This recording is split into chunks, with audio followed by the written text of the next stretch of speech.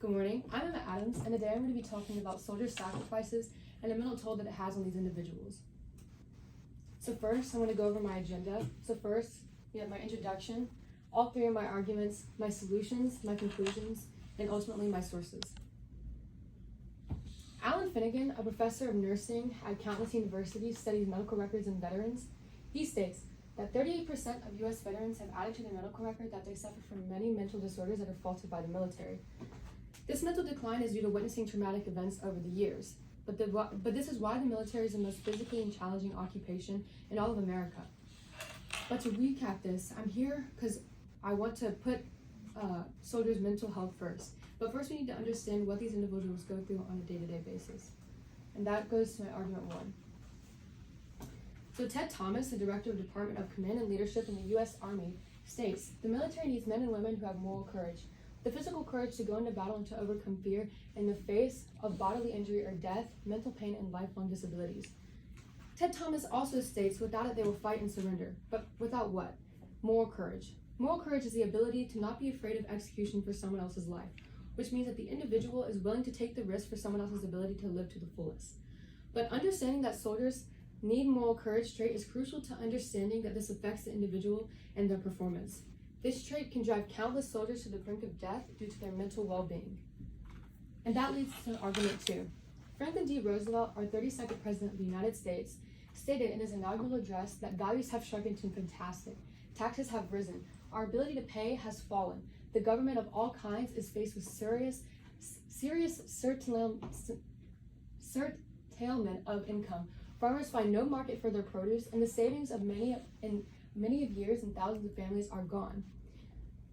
But why did I pick the inaugural address? It's because it shows a good understanding that it didn't matter what was happening in the U.S. at the time. These individuals still had to endure with the idea that their family and friends were at risk for economic standpoint, financial standpoint, and a lot of other things. But soldiers couldn't express how they were feeling about it at the time. This could risk their job. And that leads to argument three.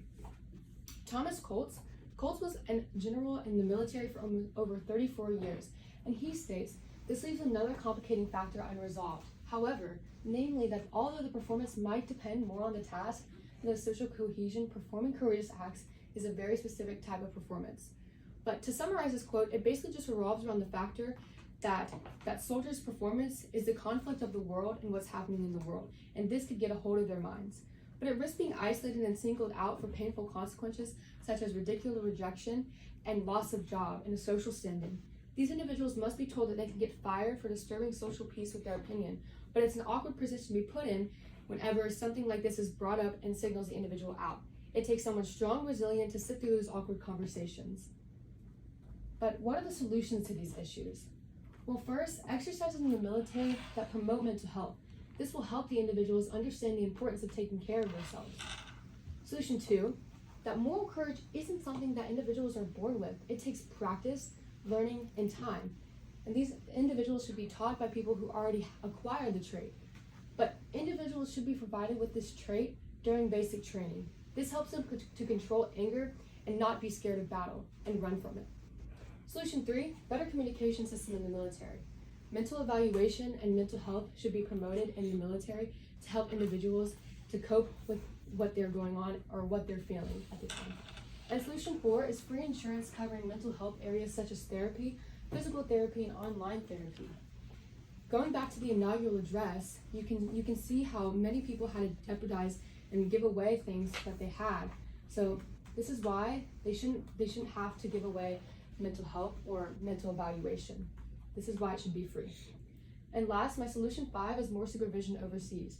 Although I didn't go over it in many of my arguments, there has been times where PTSD has taken over the soldier's mind and eventually has led to the non-enemy getting killed. And that's why there should be more supervision overseas.